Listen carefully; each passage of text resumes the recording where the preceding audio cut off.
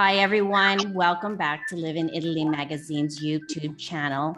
If you've ever thought about just leaving everything behind, selling it and moving to Europe, and in our case, Italy, or thought about buying or renovating a home, you will not want to miss listening to today's guests, Stijn and Debbie of Two Creative Travelers on YouTube. You can go to their channel, you can go to their Instagram. We'll give all that information after, but we're excited to hear their story that just started just a couple of years ago, probably in the most crazy time to be moving to Europe.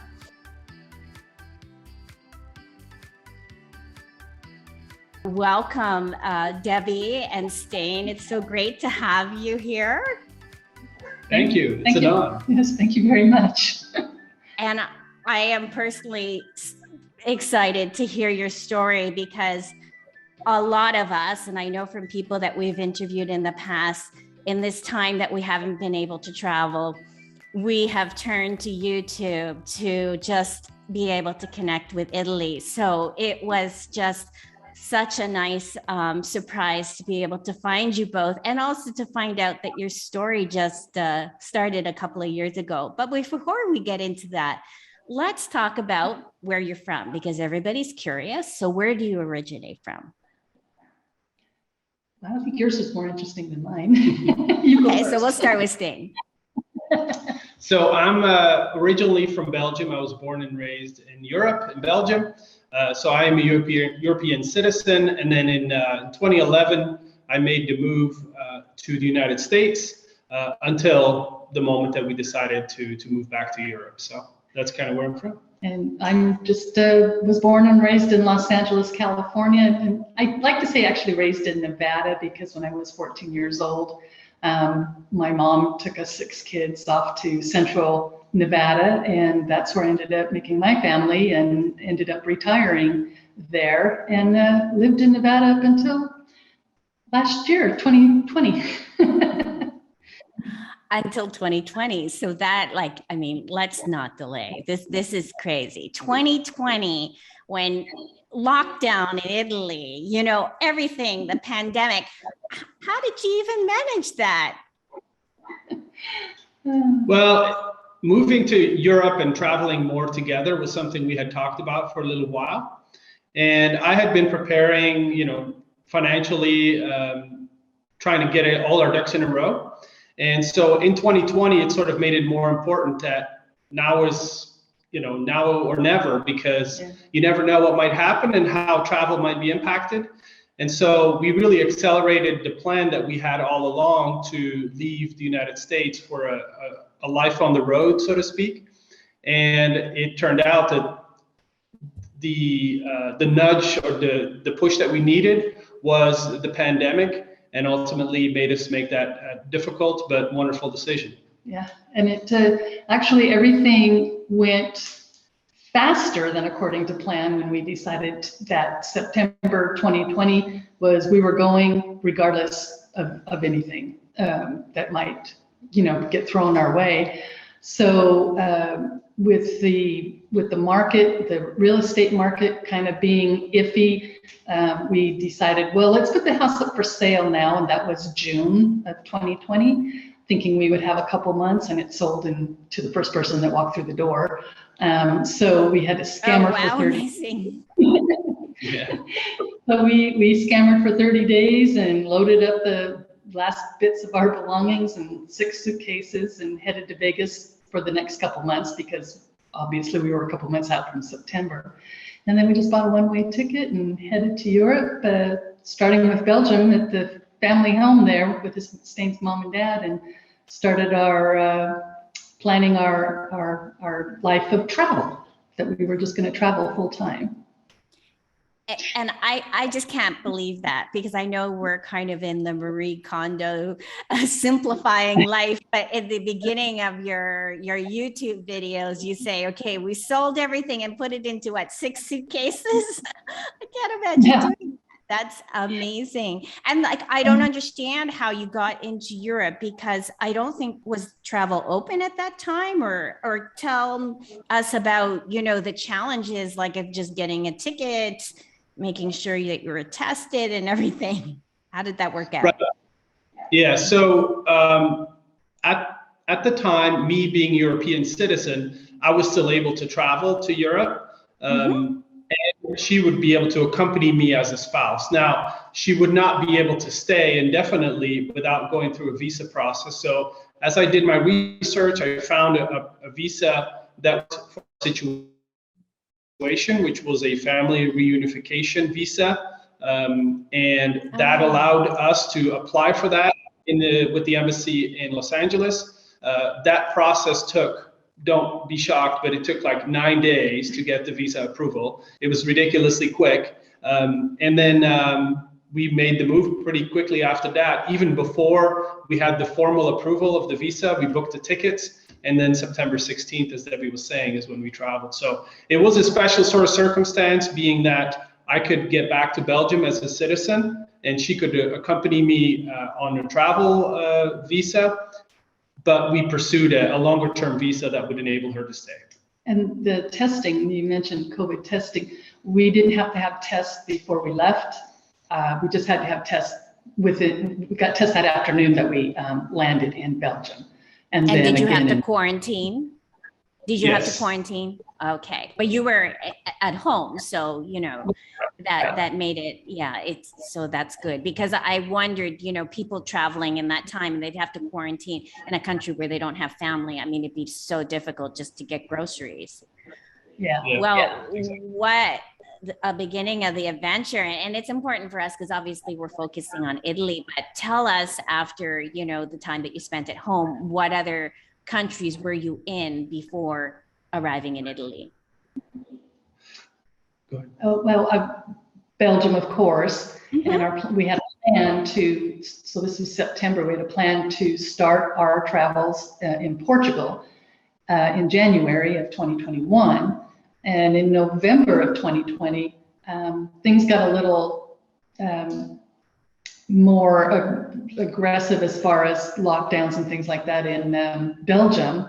So Stijn found a cheap airplane ticket to Portugal and said, how about we go down to Portugal for a couple months and let this, slide over. So we went on down to the Algarve, where we have friends that we've known now for, since 2009, I believe. I used to do home exchanges when I lived in Las Vegas with my home, and I home exchange with a couple from the Algarve in a cute little town called Ferragudo, and we became instant friends. So through the years, we've just always gone and seen them, and they've come and seen us. So they manage a resort in Ferragudo. So we just rented an apartment from them and stayed there. And then long about December, there was a window where you could get back into a country. So we got tested and made a road trip through Portugal and back to Belgium and got our car that we had bought. Yeah, we bought a car. I saw that part. 6 or 7 suitcases in a car. That's all you need. Yeah. And so we loaded up the car and was only in Belgium for 4 days and got back down to the Algarve. We made a nice little trip out of it again, did some more sightseeing. And our plan was February to go up to Cascais, outside of Lisbon. I always say that wrong. But they locked it down really hard. You couldn't even go to the beach. So we just stayed on the Algarve until April. So we were there basically from November 2020 to April 2021. And during that time, we were making our plan. Okay, what country are we going to do next? And originally it was going to be Norway. And then I came up with this thought, and I thought, you know what? I've been to Italy. I love Italy for obvious reasons, not only the beauty and the people and the culture and the food, but my family history. Stijn did like that. That at the end. Yeah. We chose Italy later for our next venture. So with a little trip back to the US for some family events for the May and June, we came back to Belgium, and then we loaded up the car and we started our 7-month journey into Italy, exploring Italy, coming in at the Piemonte region and working our way down with the plan getting down to Sicily, where my great-grandparents came from. And I believe that we had first made contact on Instagram, which again, I am so thankful for all our followers. I've made such great friends and contacts and stories and everything, is that I believe I had put a post, if anybody was watching the Euro Cup, to share a photo. And I think you were in France at the time. Is that right? Because I went back and looked on the Instagram, the football cup. Yeah, so you were watching. You don't remember? I think we were in Italy. We were in France. You were in Italy? Oh, okay. I thought you were in France. Okay. For the final, we were in Italy, and for the semifinal or final, we were in France. We were in France. That's it. So that's when the message was, yeah. And it's funny because then right after that, I think once it came to the final, there was a restaurant or a small business connected with us on Instagram, and then that showed us the final. So I was wondering, oh, was that them? And then I realized, oh, you were in France then. So I believe then was your first landing point in Italy in Piemonte, right?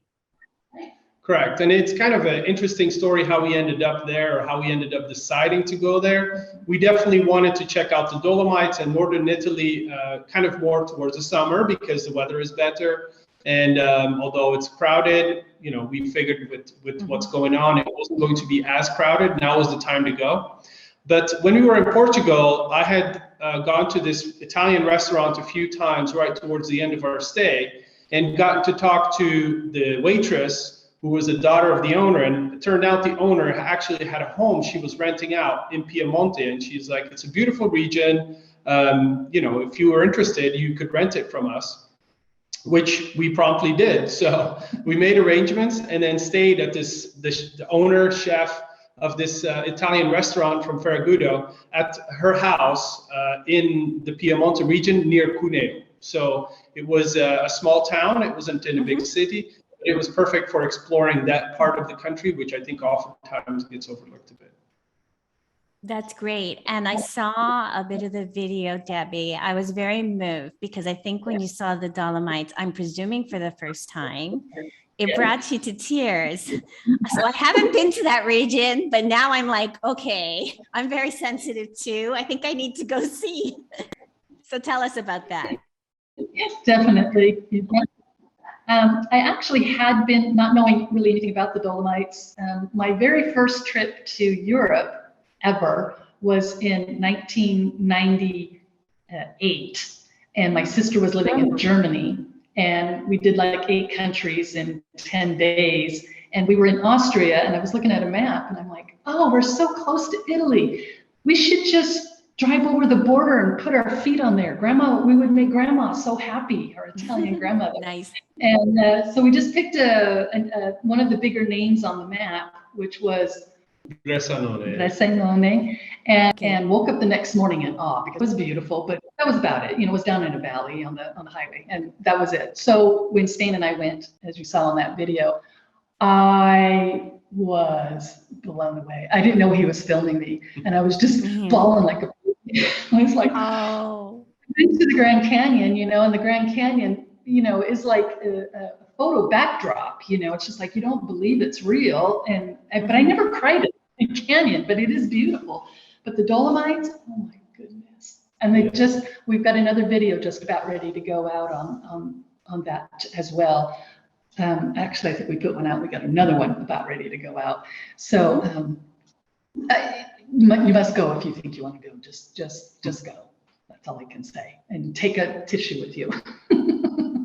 Looking at the videos, it seems like you, Stijn, are the one that does a lot of the planning. Where to stay, figuring it out. Is that true? Yeah, that's kind of the piece that I've taken hold of. And really enjoy sort of looking in different places for places to stay. I found places through, like I said, that connection at a restaurant in Portugal, and then through Facebook groups. There's a group called Where to Stay in Italy, or Places to Stay in Italy, or something, that I've been, found very, very helpful. And then of course the standard staples like the booking.com and those kinds of websites as well. But yes, generally I try to find something that's a little bit less, I don't know, global scale brand. You know, we're going to try to avoid the big chains because you get such a more authentic experience where you're staying. The Dolomites was a great example of that as well. We got great recommendations, which allowed us to go to this restaurant that we still rave about. It's an experience like you could never easily find on your own. And we've had that in other places as well. So definitely try to think a little bit outside the box. We used to do Airbnb a lot, now not so much anymore. And it's because we found more genuine, more like culturally enriching experiences by booking places through other avenues. Yeah, and I think when we get to the article stage or even at the bottom of the video, I'll put a link to that video. I found it interesting. I had no idea about those Facebook groups, and we're going to get into the kind of your philosophy of slow travel, authentic travel too, and that's very aligned. I think, you know, I really applaud that. As authentic travelers, it's very important to get that experience for ourselves that's enriching, but also be aware of the country, the regions that we're visiting, supporting the local economy. But we'll get to that in a little bit. So that's amazing. It sounds like you are the perfect partnership as far as, you know, travel, making those plans. No, Debbie? Because I say, this is where I want to go, and then he does the rest. Yeah, and it's like magic because it's really cute because when you get to their videos, Debbie does this thing with her hand, and then like magic, you know, you are where you are. So we won't get into it, but, you know, tell us a little bit about, like, I don't want to get into it too long, but tell us, I know you went into, I personally love Italian wine, and I'm always encouraging it because obviously food and wine is such an important part of Italian culture. But I always say, if you get to know regional food and wine, it's like a geography lesson. So I wanted, you know, you to talk about that. Like, were you wine lovers before going into, let's say, Asti, or was this all of a sudden just another learning experience? Well, for me, it wasn't I'm not new to drinking wine, no. Mm-hmm. I started drinking wine, experiencing with wine about 1998 as well, 98, 99, and, you know, and then finally came into what I like and what I like with what and when I like it and that sort of thing. So like I love both white and red. Mm-hmm. White in the summer, red in the winter to keep me warm. But then coming to Italy and have traveled in Italy before and during my travels, have learned that the wine here in Italy is just simply amazing. But Stijn, on the other hand. I'm usually a beer drinker, but when in Italy, you know, you have to not just experience the beer, you also have to experience what's so core to the culture here.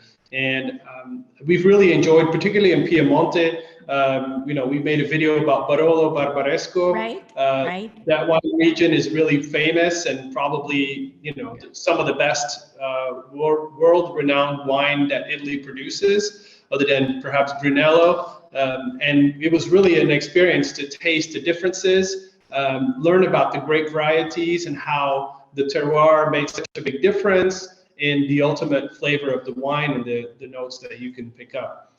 So yeah, it's very amazing. You're already sounding like a wine expert. Lessons learned. That's great. It's interesting to just see how in each region it has developed its own unique take on not just food, but wine as well, and other alcoholic beverages or desserts, or, you know, it's great to be able to experience those things and not just go with what you know everywhere. Yeah. Try something different every. Yeah. Of course. So yes, definitely. Okay, so like that's some great information. Let's go into your YouTube channel a bit. So I know some of your earlier videos were when you're in Portugal, so we'll skip ahead and to when you're in Italy. But what was the idea behind creating a channel? Were you trying to just document this for yourselves? Were you trying to share important information to travelers? What did you want to do?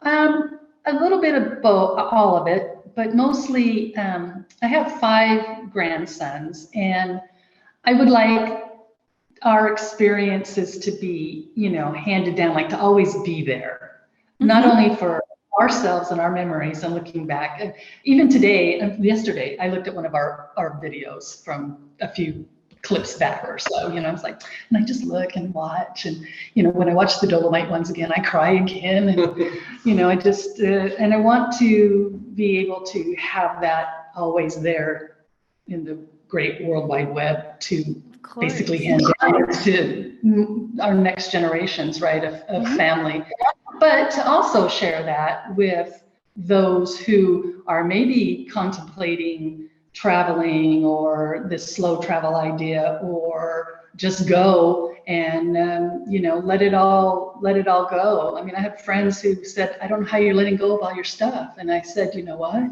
it's just stuff. And if and when we decide to settle down again, maybe, you know, my taste will change and I'll get more stuff, new stuff.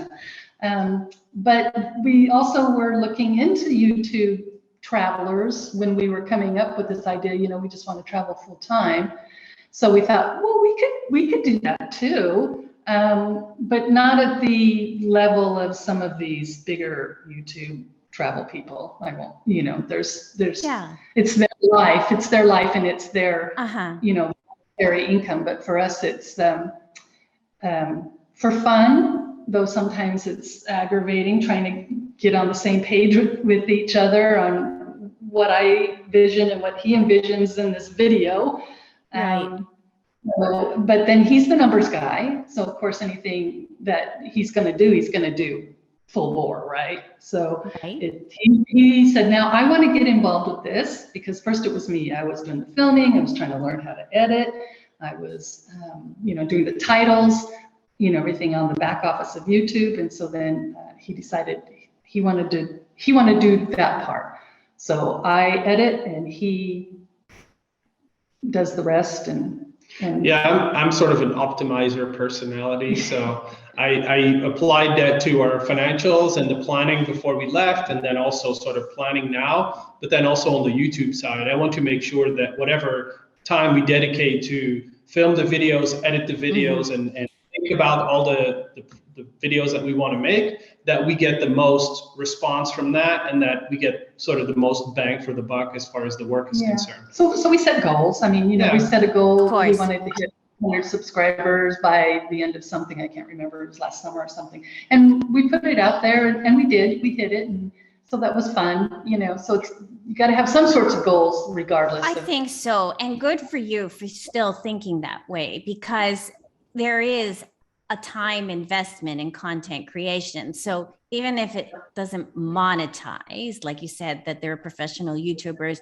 that's what they put into their career. I mean, it's like when you write a book, don't you want somebody to read it?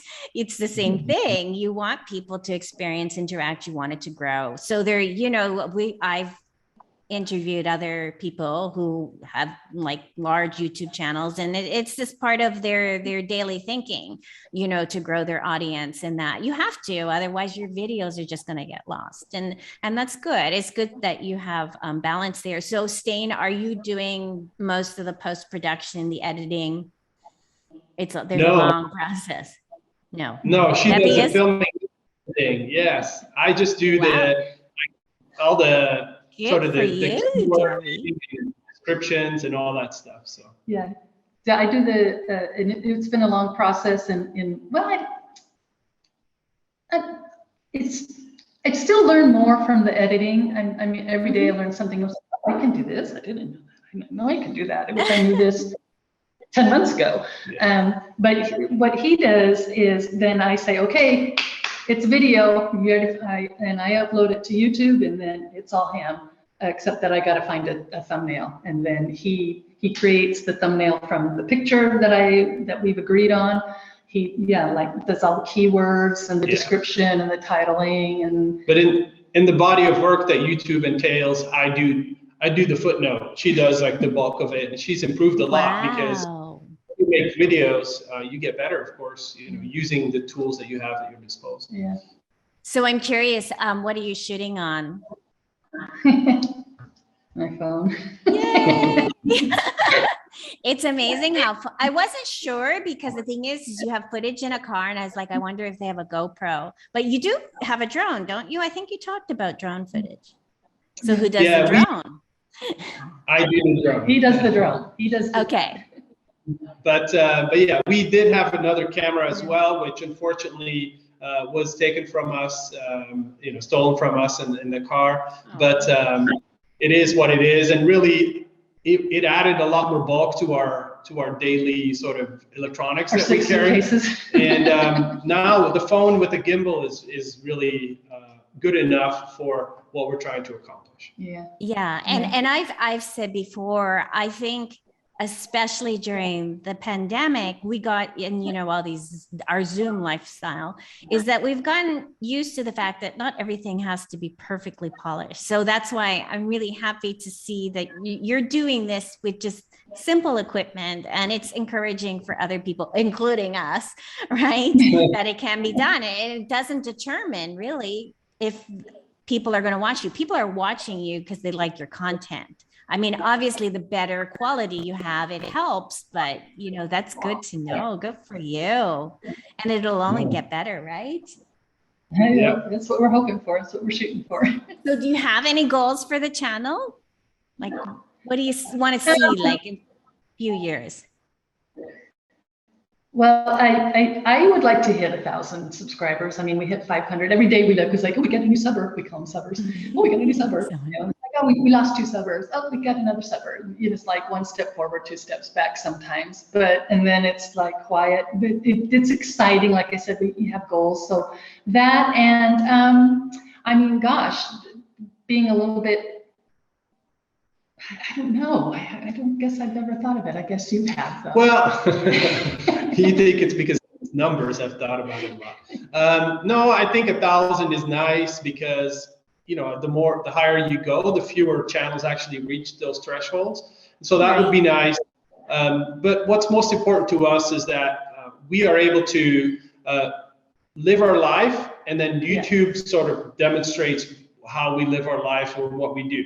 We don't want to let YouTube kind of drive what we do, where we go, how we experience something. Good for you. And I think it's a fine line sometimes. If you want to grow at all costs, you might have to do that. And we're not really going to go to Rome 20 different times because it's the most popular item that people look for, or city people look for here in Italy.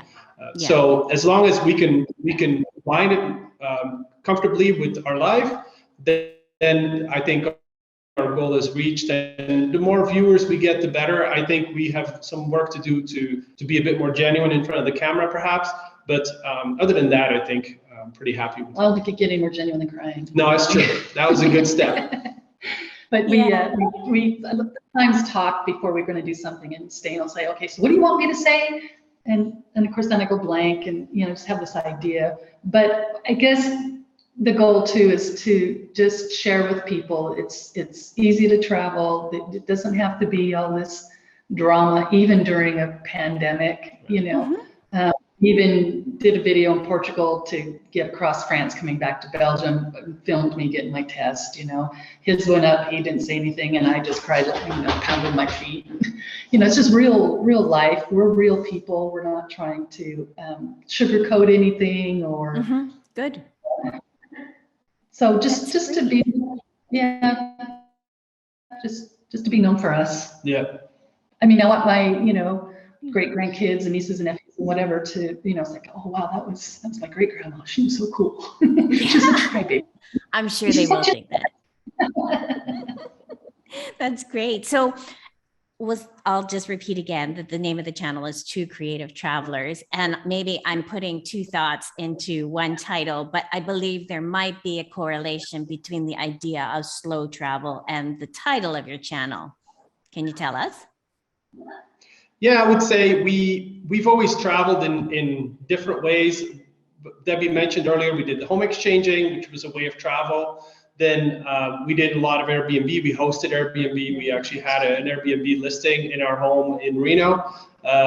So we got to meet a lot of people that way. And then, we sort of gave everything up gave us a different perspective on what's most important in life and what we feel enriches our lives the most. And it isn't having a bigger TV, or it isn't having, you know, a Tesla. It is being able to experience things at the pace that we've chosen to do it, you know. So like you mentioned, slow travel, taking our time to really explore an area, and not necessarily the top 10 TripAdvisor items, but go beyond that. Yeah, and exploring an area is the real genuine thing there, that, you know, we get a place and we're there for 9 days or a month, you know, up to a month.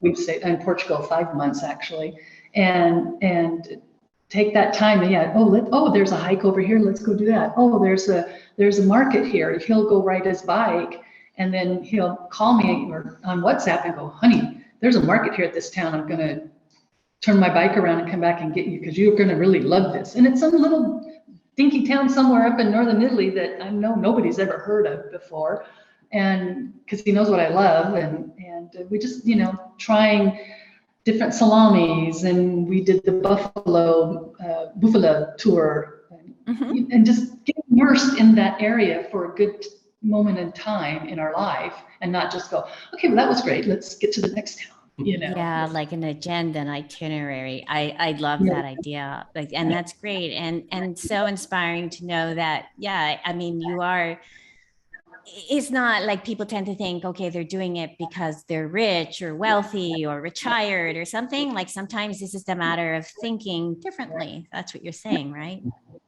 Right. Yeah, and on that note, retired and or working, I've been retired now. Well, in December, I'll be retired 18 years. And Stijn was working. Right. So he doesn't call himself retired though. No, I decided it's called an open-ended sabbatical. So I don't know when the end is. Yeah, you're on professional pause. Oh, wow, goals. So I wanted to ask though, because obviously it just all seems idyllic, especially when you're documenting it on YouTube, but there must be some obstacles. Can you name a few? Maybe some things that haven't gone right? Like I said earlier, the mindset of getting into each other's mind on what we want. Like, I know what I want, and he has a different perspective of that. And then sometimes we clash, and there's been videos we haven't made because of that. I'm like, oh, I'm done. I'm not doing it. Oh, there. That obstacle, I guess. I would say from a travel perspective, you can't, you know, we were planning to go to Scandinavia. We couldn't because it was really difficult this past summer and earlier in the year to just go from one country to the next because quarantine was all over the place. And you just have to have a plan B and a plan C and a plan D. And if plan A doesn't work, it doesn't mean you're settling for plan B. No, it's a different one, and be excited about what you can do. Don't look so much at what you cannot do. When we were in Portugal, we were sort of stuck there for a while, wanting to explore more. We couldn't really go anywhere because you had to stay within your town, within your community. So that wasn't ideal. We've still sort of fallen into the trap of acquiring things, I would say. You know, while we had a vehicle and it was a limited size, it was filling up. So one other thing I would like to add is I'm newer out of the workforce, let's say, and for me, I was still sort of thinking, okay, I have to do something tangible each day. And so struggling a little bit mentally with that at times, like, okay, what's the plan? What are we going to do today? And oftentimes I would get a response like, whatever we feel like. And that wasn't tangible. That wasn't specific enough for me. Like, okay, well, I want to do something at the end of the day. I want to be able to say, okay, we did this and this and this today, or we at least planned to do 3 things and we did 1, and then we added 1 that wasn't on the list. But being a bit more planful about it is what I was craving at first. And I think I can do that for myself. It doesn't have to be something that we do together necessarily. That's good. That's good compromise. Very important, because obviously, you know, you're with each other all the time. There's no other kind of distractions in the day. So that's very sensible advice. So I'd like to get into the next part of one of the reasons why I'm even more excited today. Nobody will know what happened before this actual interview. The delay, we were delayed by, an hour, besides the time delay, is that at some point, being in Italy, you decided to buy a home. So give us some details. Well, that was totally not planned at all. We're new into our full-time slow travel, but slow traveling through Italy. And everybody who's ever come to Italy, it just gets in your heart and your soul. And when you have a little heritage, back you up on that, very little, but still. Anyways, we love every piece of Italy we've seen so far. When we hit the border at July 7th. And I mean, the northern part was gorgeous. It was just unbelievable scenery. The people were fantastic. And to this day, still have great friends from the Piemonte up there who actually stopped on their vacation and saw us here in Umbria when we made it to Umbria. We got to the Dolomites, it was beautiful. Parma, Modena, just gorgeous. And so anyways, we had a month-long stay planned here in Umbria that you found through Facebook, actually. Right. Yeah, that was one of the Facebook. That was one of the Facebook ones. And we arrived here August 17th, I think, 16th, right in there. Yeah. And I belong here.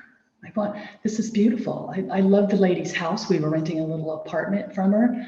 I just love the views out the back balcony of these sweeping fields with the Italian cypresses going up the hill in Umbria. They call it poor man's Tuscany, so it looks a lot like it, but I think even more beautiful. Oh, what a terrible name. We need people to stop saying that. Yeah. This is the Tuscany.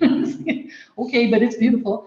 Yeah, well, I'm going to say this. What Stijn always does when I say something like this, just a little footnote, is when I say, oh my gosh, this is so beautiful, I could live here, he gets on his phone. Oh, no, it's too expensive here, honey, we can't live here. Well, I didn't mean literally, honey, I just meant it's beautiful, but... So this happened again, and I liked it as well, but one thing I would add is our host, where we were staying, she was like chaperoning us everywhere. She took us to locals events at a place called the Circolo, which is like a workman and women's club in each little town.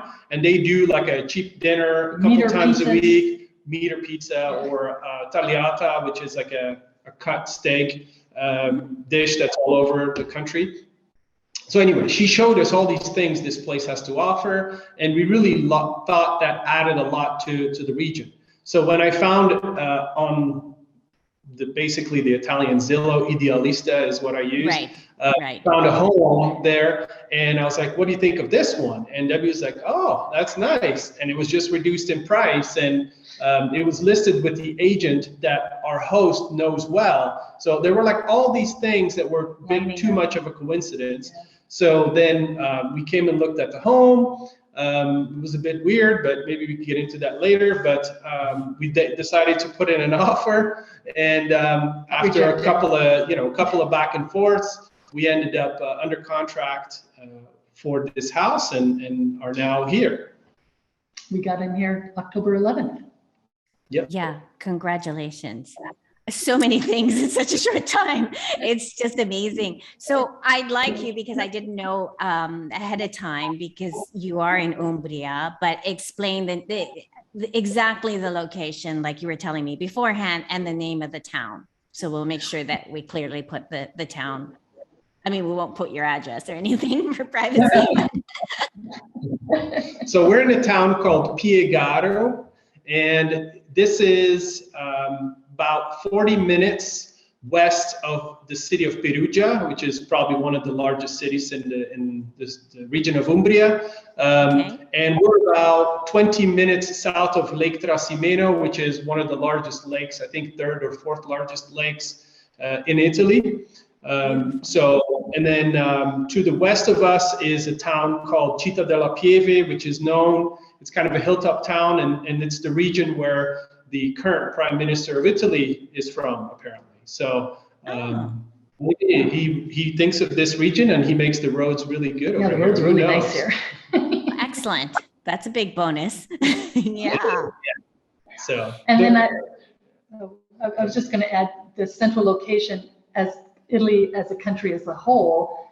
I think, as I mentioned earlier, 2 hours south of Florence, 2 hours north of Rome, 2 hours to either coast. Yeah. So we just have this nice radius of beautiful countryside to explore, to continue to explore. This is somebody from Nevada that's talking, where 2 hours is the grocery store, Oh, yeah. Well, I'm in South Florida. I know that. I spent an hour and a half driving just 25 miles yesterday, so yeah. So, telling me 2 hours to the coast is not a big deal, but so that's really great. So for anyone who doesn't know, Umbria is in central Italy. It's called Green Italy. I really do believe, and I'm hearing more things that people are starting to invest there. And also you are getting the authentic feel. So what about now being in a small town? How are you mastering the language, communicating,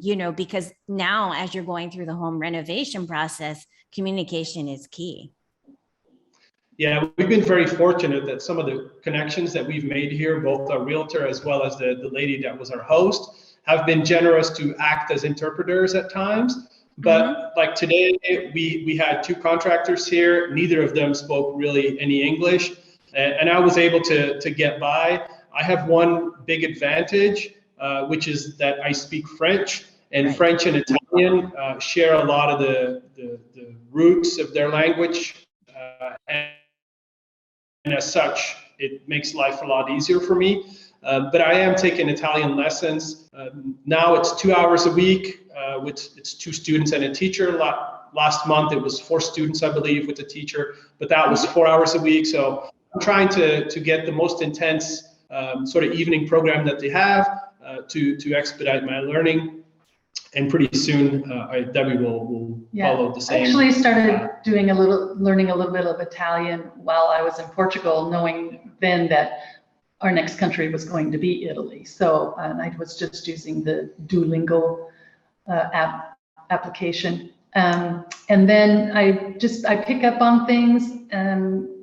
When someone's trying to ask me something, I can pick up a few things and get the idea of what they're asking me or trying to tell me. And I get it to some degree, but then I'm like, let me go get my husband. So you can give him, the full description or whatever. But I know the basics. I can get along, and I will get better. And I will be taking probably one of these more intense classes as well, rather than on an app. Now, I would add that in most restaurants, and let's say we go to a grocery store or we go to a DIY shop or something, a local Home Depot here, they will generally have at least one person that speaks English there. So with English, you can get by pretty much anywhere, even though it's not a highly touristic area, you will still have plenty of English speakers available. Generally younger generations, which is typical. Right. So. And it's really cute too, because they're like, they'll talk to you in Italian and it's like, I'm sorry, English, do you know English? And they're like, oh, my English is not good. And then they start talking and I'm like, well, your English is way better than my Italian. Yeah. Oh, that's amazing. That's great. Oh, that's good to know. So generally speaking, because I don't think we can just do this in a few minutes, but how did you find the home buying process? Because we've heard different things from, a little bit difficult to extremely difficult. So was it a good experience? Or? It was a great experience. Yeah, for us, it was a great experience. Some things that are different, maybe that would be interesting to the viewers, is things that are different from the US. The first thing is a realtor here represents both sides. So a homeowner that wants to sell goes and finds one or multiple realtors who list a property. And then as a buyer, you find a house and you kind of go through that same realtor. So the realtor is intended to be sort of a middle person. Mm-hmm. We were very fortunate because we had gotten a good reference and this realtor was really good. She helped us, as I said, with translation, very responsive. So that was all positive. The negotiating process was a little bit less formal than it would be in the United States, where we could make verbal offer and that verbal offer would then be passed on to the seller. Whereas in the United States, generally you will have a contractual offer, even if it's an initial offer, and then you start to negotiating from there. Only at the end did we put it in writing, so to speak, when we had a formal agreement. The other thing that was different is we made a down payment, which here does not go into some sort of escrow account typically. The amount was paid directly to the seller. And if between that moment and the intended sale date listed in the contract, we would back out, we would lose that deposit. If they canceled, they would owe us twice that deposit. So there's a bit of a, I don't know, I guess insurance that you have in that sense, or assurance that they will go through with it. But ultimately, we found everything to be very, very smooth. One thing that was different about us, because we were in the lower price range, we did not seek to or need to get a mortgage. And as such, that it really expedited the process. So from the moment the offer was accepted to the move-in date was about 6 weeks for us, which I think is record time for Italy. For Italy, yeah. Yeah, it sounds like record time. Like I said, I've heard like kind of a mixed variety, but usually it's on the long side. So that is good to know. So now we'll go back to the fact that you said that there were some odd things about the house, and now you're going through home renovation. So what was odd about the house? Was it the layout? No, actually, the house layout and everything about it, the land, it's surrounded by forest, which we actually own part of as well, as the, what is it, a hectare? We own? Half a hectare. Half a hectare, which is an acre. 1.25 acres. 1.25 acres. And the layout, it's a little funny as it relates to the living room, and I don't know that a lot of people know this. The Italians take their kitchens, but the pictures we saw had a kitchen, and then another picture we saw when we were looking at it didn't have a kitchen. So the renovation is putting the kitchen back in, but with a little tweak of closing up an archway and opening up another one, just to make the kitchen a little bit more U-shaped than L-shaped. And we just have it was move-in ready is what was wonderful about this house. We could move in without the kitchen, we're fine with that, and actually live here. Everything worked, bathrooms, pink and blue that they are, and different things like that. And they took the stufa, which is the pellet stove, which just was installed today. We've been hanging on to it for 2 weeks now, and it just got a month. Oh, okay. We bought it a month ago. They were supposed to install it the next weekend, which didn't happen until today.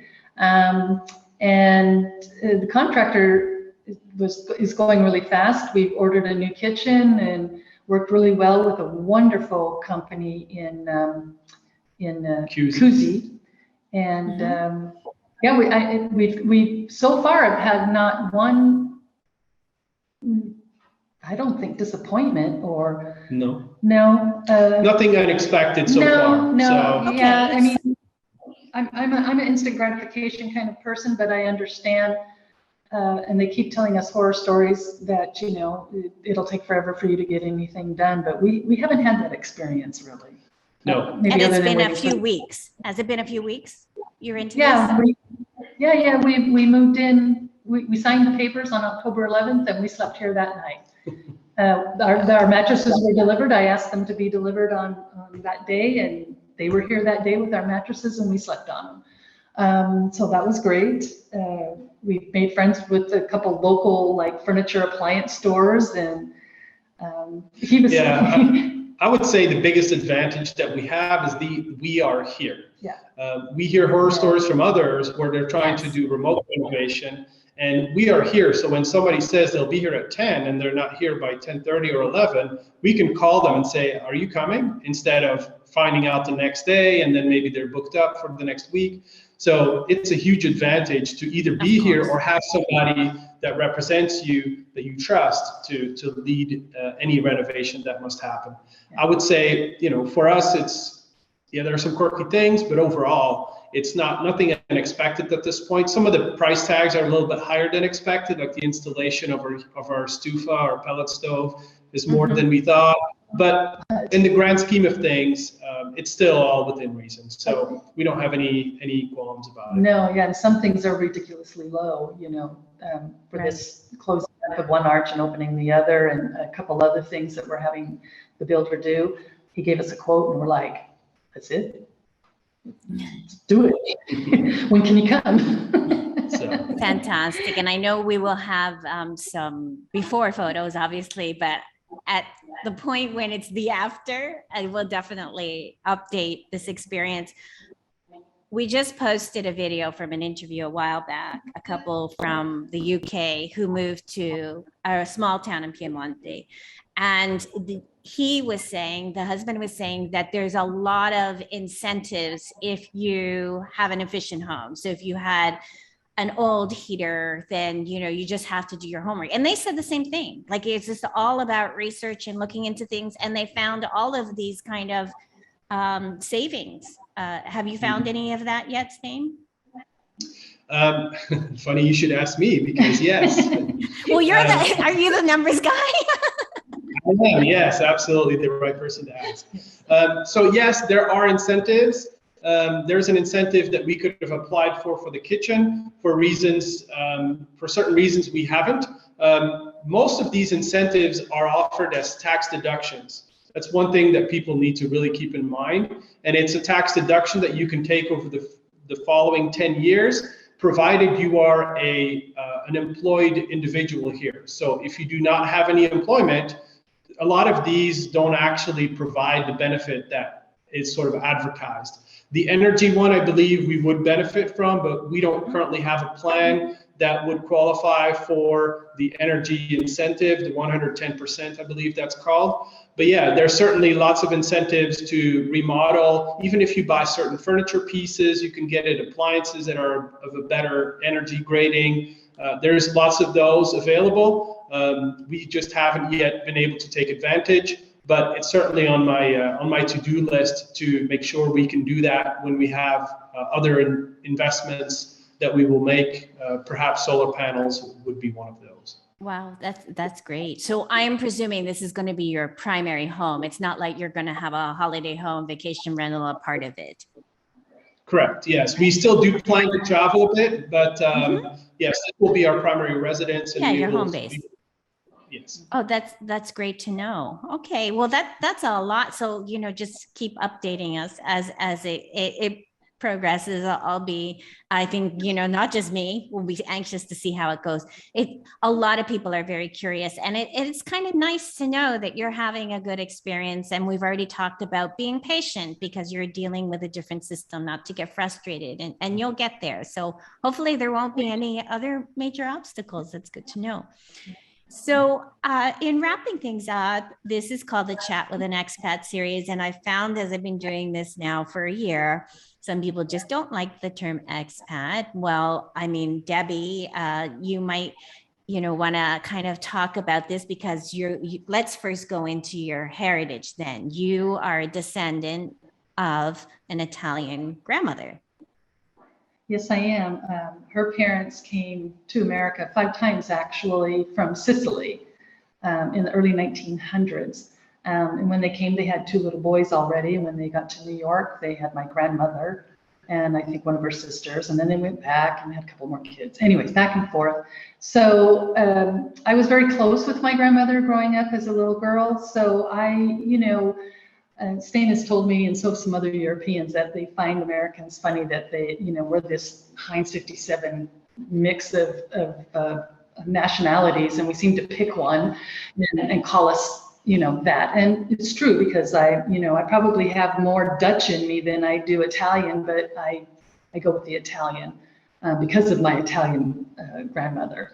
So I forgot the expat.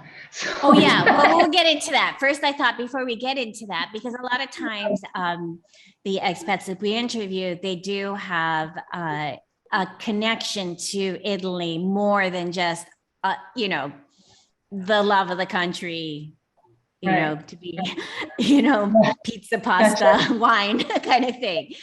So yeah, let's get into this because really, I mean, you are now that you are homeowners, you could fall into the category of no longer just fellow travelers, but expatriates as foreigners living abroad. So starting with Debbie, what is your definition of an expat?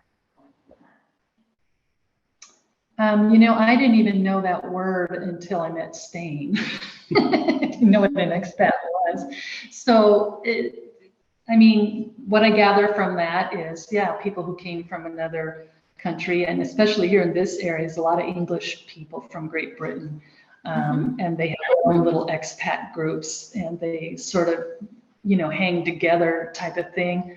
To me, I guess that's what an expat is. It's almost kind of like a little club of sorts, but that's not what I'm after, even if I'm going to be, you know, looked at as an expat by definition, coming from America and now being a homeowner and living in Italy. We've made great friends in these expat community, but we've also made great friends, which is our goal, and really is with the locals, with the local people, and we've done that, you know, already. So yeah, I think to me it's just kind of like a club, I think, of people from all over that want some commonality and still a little bit of where they came from that they can relate to, you know, the kind of food, or, you know, I don't know, talk about their country or whatever. I don't miss any of that. I don't miss anything over there other than my kids, my grandkids. That's great to know. And I'm curious with Stijn, because obviously you left your home country to go to the United States, and now you're leaving the United States to go to really a country that you might love, but not necessarily have any kind of connection to it, you know, far as relatives are concerned. So what's your experience and kind of definition of that term? Just somebody from abroad. Yeah, I would say I agree with what Debbie was saying, where oftentimes I feel like the expat is somebody who isn't as committed long-term. The expat is somebody who seeks to live in a community that is still very much like their home community in their home country, just perhaps with better weather, cheaper prices, whatever might draw them to better food, you know, I guess in Italy's case as well, but, you know, might draw them to this area. And I feel like both of us, we really seek to be much more in tune and part of the community. When I first moved from Belgium to the United States, I tried to do the same thing and find commonality with people who are there, because people are people. You're going to discover people who have similar interests, etc. But I think the biggest hurdle that I've seen people struggle with, some who have been here for 18 years, 20 years in these expats groups that Debbie was referring to, is the language. If you master the language, it is really the best way to connect with anybody. All the people are happy that you are, you know, taking an interest in their country, in their culture, right. Doing a massive effort to learn the language.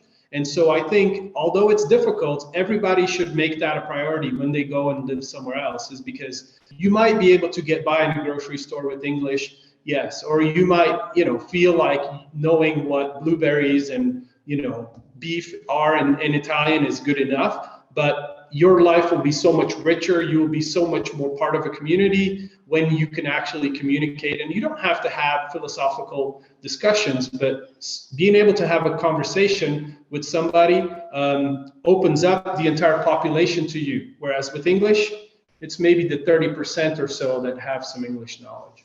I love that. That is a great response. Thank you for sharing that. So let's start with you, Stijn. Because like I said, you've moved to the United States and now you've moved to Italy. So I don't really know how we can address this, but I always ask, okay, besides friends and family, because that's the obvious one, is there anything you miss about Belgium that you feel you couldn't have replaced in the United States or even in Italy that you know so far? Because obviously you haven't been there that long. Well, there are a few things. Okay. First, I would say sort of the bar culture where I used to live. You just go hang out at the bar with some friends. Of course, this was a different part of my life, so maybe I'm just reminiscing for a time when that was more part of my life. Right. There are things I value equally or more now in my life. So, but like the camaraderie, the community is based around that sort of thing. And secondarily, some foods I do miss, like just running to the fry shop in Belgium is something that's pretty common. I miss doing that sometimes. But again, it's because of the social interaction that was involved with having a pack of fries or bringing them home and having them with your family. But overall, we've had some really good fries here, so I really can't say that. And, you know, But just not the same like, as Belgium. That's okay. I had somebody say, you know, they miss food trucks and tacos, No, you know, from the United true. States. Yeah. Now, from the United States, I was not there for that long. I don't know that I could say I missed something from there. Mexican food, like you just mentioned, is something that we craved, or I craved, before we went back this last trip. But other than that, you know, it's just friends and family. Yeah. Okay. Well, it's good to know. It's a novelty, and I'd like to see what answers come up. You know, when somebody said chocolate, somebody else said, you know, Korean food, you know, and then the tacos, food trucks. So, you know, silly things come up. It's just nice. It's a nice anecdote. So what about you, Debbie? Besides my family, Yeah. What do you miss about the US? but just family, my kids, especially my grandkids, Yes, of course. and then, you know, friends. I have friends I've known since high school, you know, and Right. we've taken trips, we've grown together, we've grown old together. And so, you know, things like that, and just taking a little trip with somebody to go to a fair or, you know, something like that. But as far as,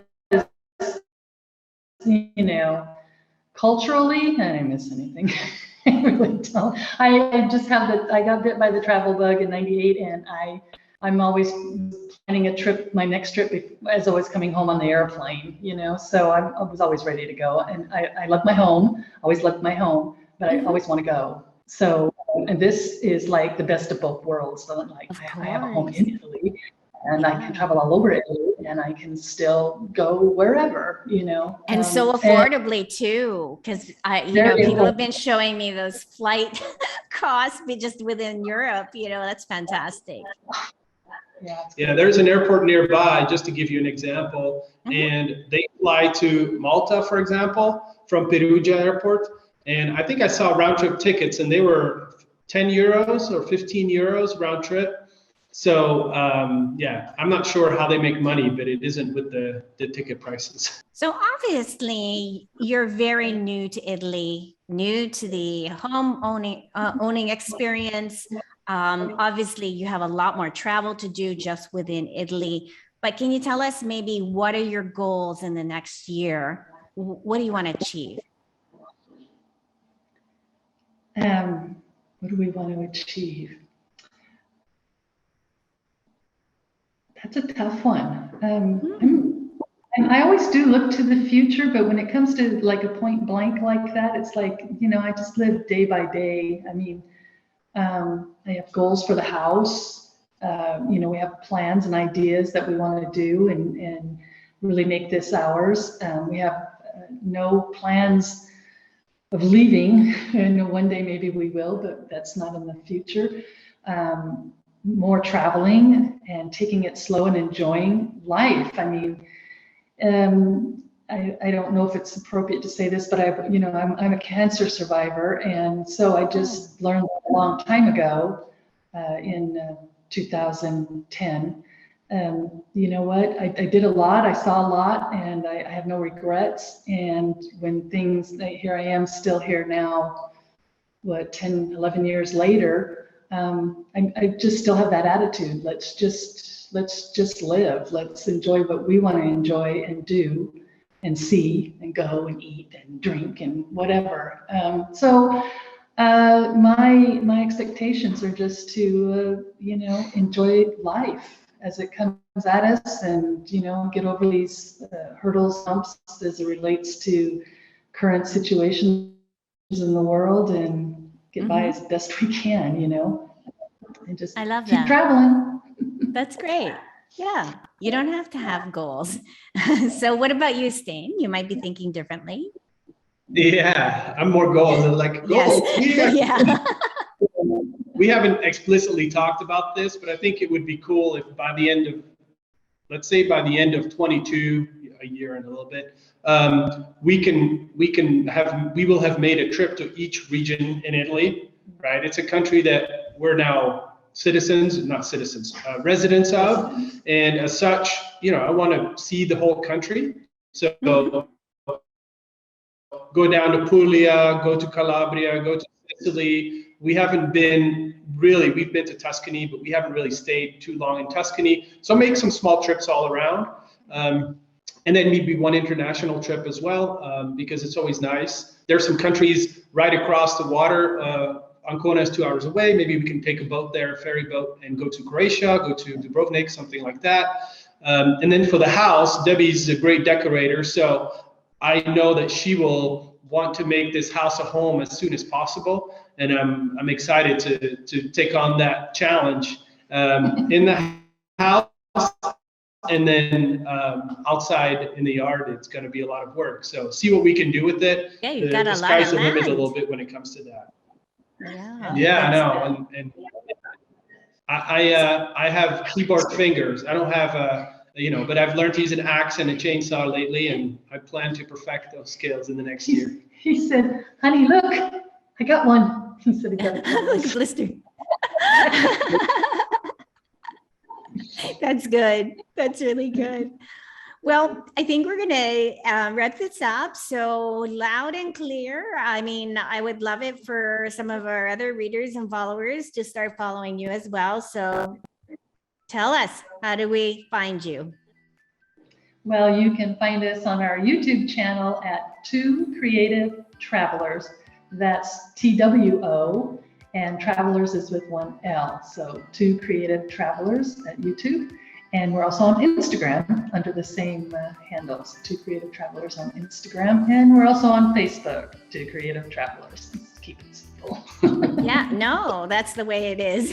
And it's simple for us. We are www.liveinItalyMag.com, and then you just take out the W's and the .com, and you look up Live in Italy Mag, and we're everywhere as well. So anyone who has made it to this end of the video, please be sure to subscribe to us and to subscribe to Two Creative Travelers, so we can just keep living these beautiful Italian experiences through each other. So until next time, we need to do a recap in a year and hope that you're just as positive and you've gone through some home renovation and have even more stories to tell. I'm sure we will. Okay, so thank you again for joining us, and we'll see everybody next time.